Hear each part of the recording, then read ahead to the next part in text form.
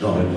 Allora il pezzo che facciamo adesso in un qualche modo parla di futuro, perché il dramma più grande che abbiamo, lo sappiamo, è la disoccupazione. L'età media del disoccupato ormai, cioè, è prossima all'età della pensione, cioè i disoccupati possono andare solo direttamente in pensione ormai.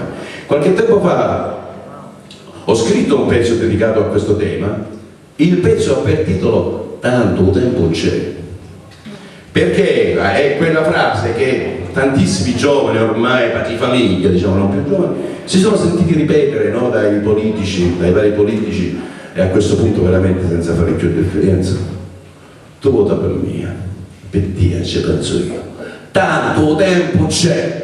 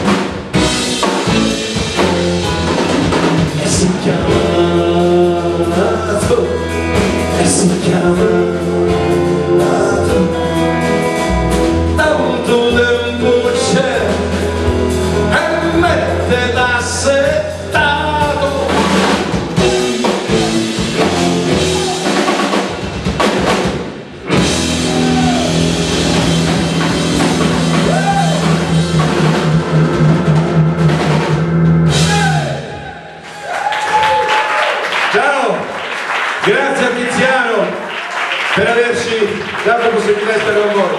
A presto, ciao. Grazie.